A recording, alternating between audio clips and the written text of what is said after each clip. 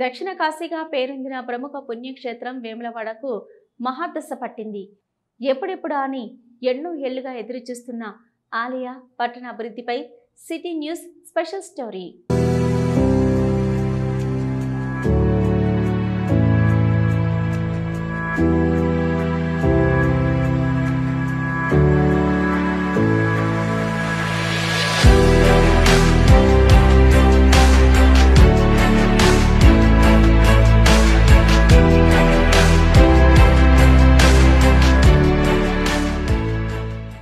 గత ప్రభుత్వ హయాంలో అభివృద్ధి ప్రణాళికలు సిద్ధం చేసినప్పటికీ ఏ ఒక్కటి కార్యరూపం దాల్చలేదు.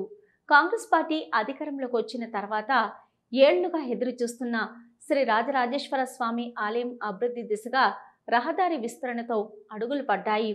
వేములవాడను అభివృద్ధి చేస్తే స్వామివారి దర్శనానికి వచ్చే భక్తులతో పాటు ఈ ప్రాంతం పర్యాటకంగాను అభివృద్ధి చెందడానికి అవకాశం ఏర్పడింది.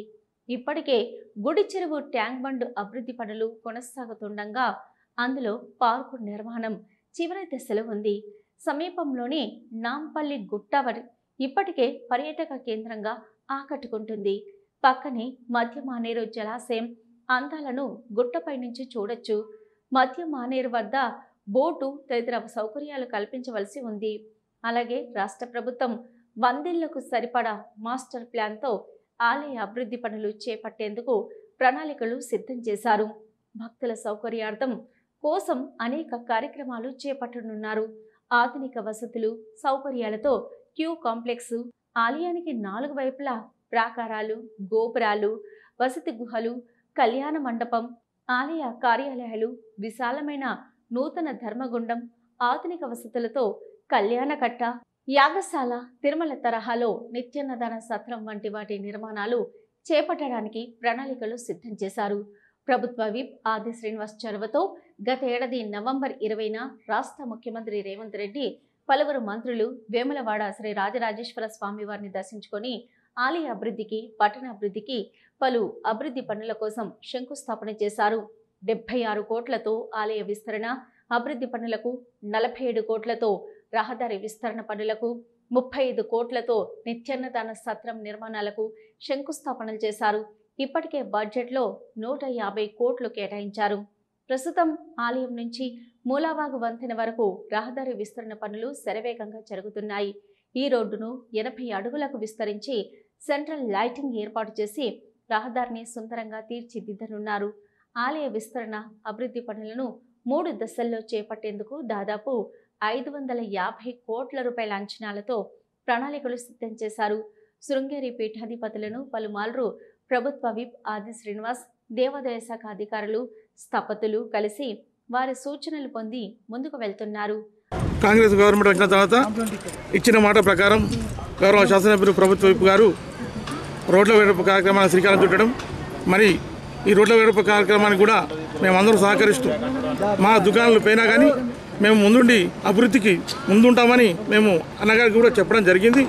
అందరూ కూడా ఇప్పుడు ఈ రోడ్ల పడిపోతున్న కార్యక్రమాలు కోల్పోతున్నటువంటి నిర్వాసితులు వాళ్ళందరూ కూడా సహకరిస్తారు. వేములవాడ దేవాలయం అభివృద్ధి కావాలి, వేములవాడ రోడ్ల వెడల్పు కావాలని వాళ్ళు కూడా చెప్పడం జరిగింది.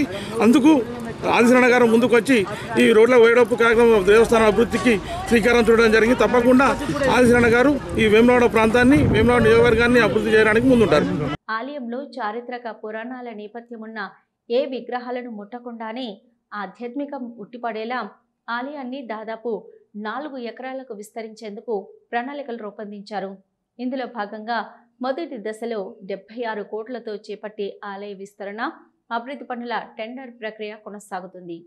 అయితే రోడ్డు విస్తరణలో భవనాలు, దుకాణాలు కోల్పోతున్న పలువురు నిర్వాసితులు మాట్లాడుతూ అభివృద్ధికి తాము అడ్డం కాదని, బద్దిపోచమ్మ ఆలయ నిర్వాసితులకు ఇచ్చిన నష్టపరిహారం లాగానే తమకు నష్టపరిహారం ఇవ్వాలని, ఉపాధి అవకాశాలు కల్పించాలని కోరారు. అభివృద్ధికి సహకరిస్తున్నాం. 30 సంవత్సరాల సార్ మాకు ఎప్పుడు పోవాలని చూస్తున్నాం. మేము అభివృద్ధికి ముందులే ఉన్నాం. నాతోని 50 మందిని తీసుకుపోయాను. నేనే ఫస్ట్ రోడ్డు బాధ్యత నాదే పోతుంది. స్టార్టింగ్లో గుడికాడికి వెళ్ళి ఫస్ట్ నాదే ఇక్కడ ఇదివరకు పోయింది, ఇప్పుడు పోయింది. మేము కలెక్టర్ కానీ ఎమ్మెల్యే సాబ్ కానీ ఆది శ్రీనాన్నకు రిక్వెస్ట్ చేసి ఒకటే అభివృద్ధికి మేము ముందడుగులు ఉన్నాం. ఆయనకు విడుదల పత్రాలు రాసిచ్చినాం. మాకు కూలగొట్టుండి మాకు అభివృద్ధి డబ్బులు ఎక్కువ ఇప్పియండి, మాకు సహకరించండి, ఒక జాబ్ ఇప్పియండి. జర అమ్మవారి తరపున దేవస్థానం రాజరాజ టెంపుల్ తరపున మాకు సహకారం ఎక్కువ కోరుకుంటున్నాం.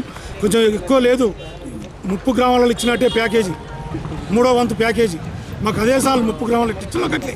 ఇది కూడా మేము ముందడుగు, మేము 10 మందిని చేస్తే 1000 మంది బతున్నారు.